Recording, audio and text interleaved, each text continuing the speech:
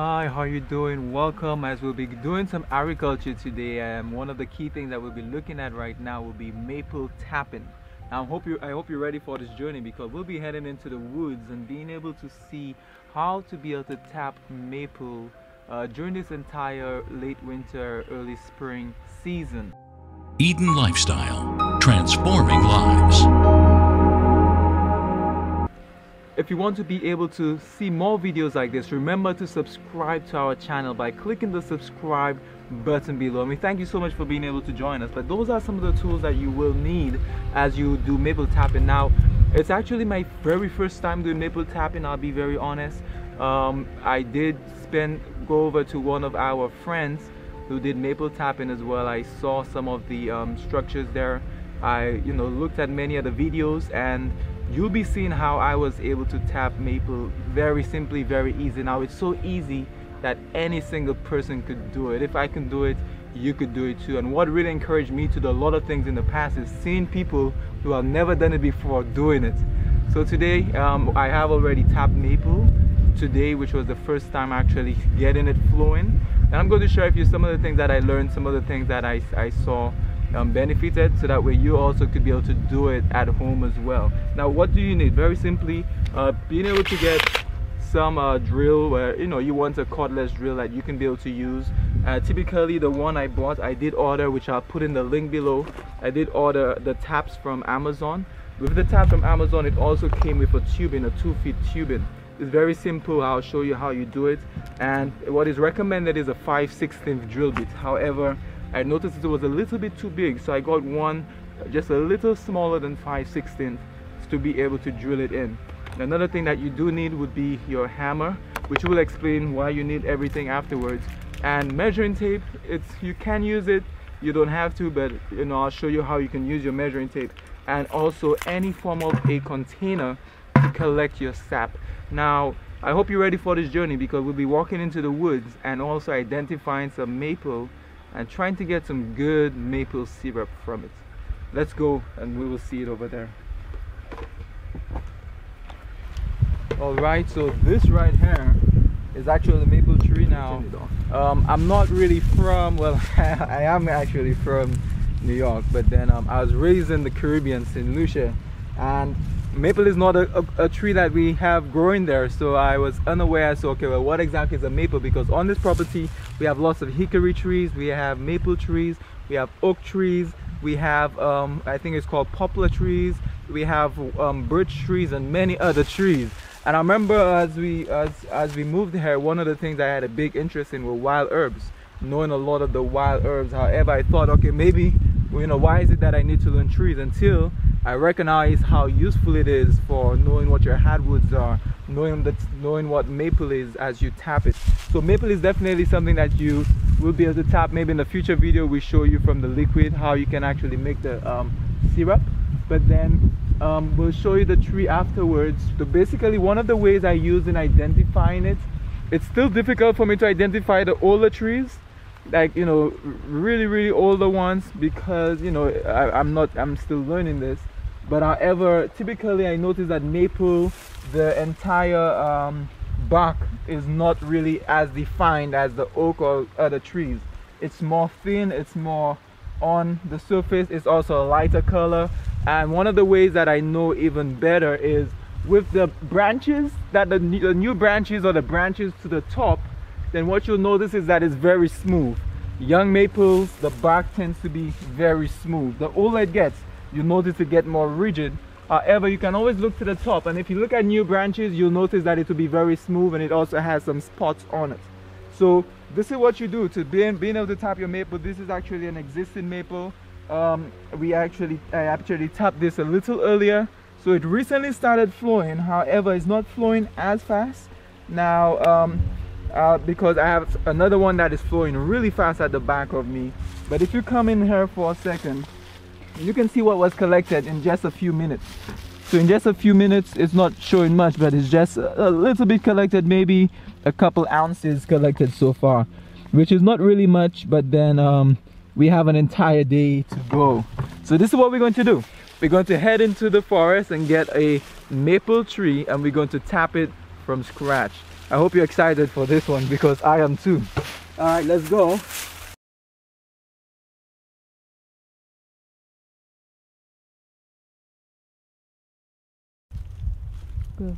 So I'm just drilling a hole right now about 1 inch inside. Okay, you see how nice it's actually flowing right now. It's flowing really good. And basically what you want to do is drill a hole that is about 2 feet to 4 feet above the ground. Ideally right now the sun rises like directly here on the east, so you want it to be more like southeast, which is more like towards this direction. The sun hits it more. If there were branches lower down, or if there's branches higher up, then you can always aim it below a branch, above a big root. However, best place really is where you can get the most sunlight, which would be the southeastern location. So this right now is actually dripping very nice. So what I'll be doing, I'll be showing you how to go ahead now and be able to tap it. So this is where your tools come in handy. So what I have here would be a 2 feet tube. Your 2 feet tube, basically you want to grab one of your your taps here, and you place it inside of the tube, and it's flowing really nice here. And even as you place this inside the tube, it's very simple what you do. And before I even tap this, I want to show you why you would want to use your measuring tape. Now I didn't even measure it because it looked more than 12 feet, 12 inches, but typically you want to tap something that is at least 12 inches or more. So this tree right now, this is actually exactly 12 inches, which is 1 feet. Now it's a smaller, it's 1 foot. It's a smaller size. However, any tree from 12 inches to 21 inches, you can put in there at least 1 tap. Any tree from 12 to 21 inches. Any tree from 21 to 27 inches in diameter, then you can put in 2 taps. You know, you at least tapping it more than 6 inches apart. Any tree above 27 inches in diameter, then you can be able to put 3 taps. Now this tap here is 3/16, which makes it a lot more eco-friendly, meaning that the hole closes up a lot easier and better.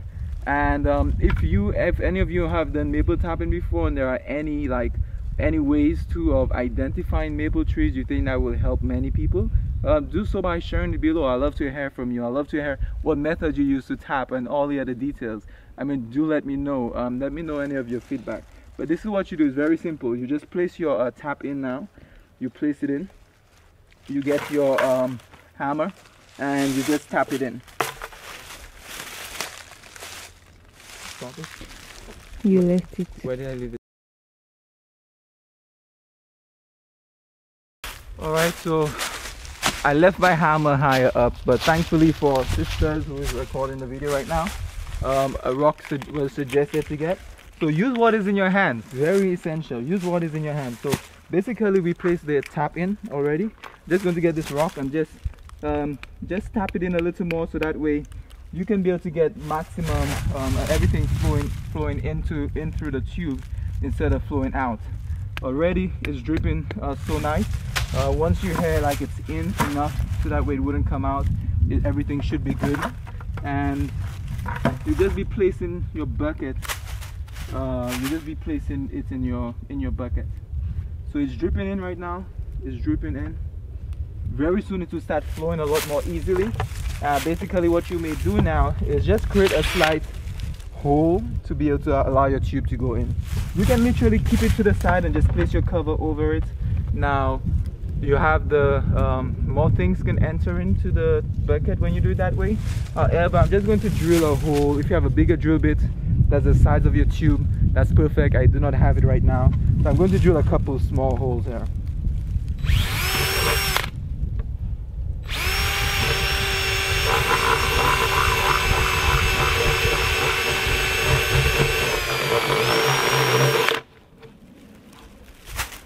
So I mean a hole just enough to be able to allow your tube to enter in.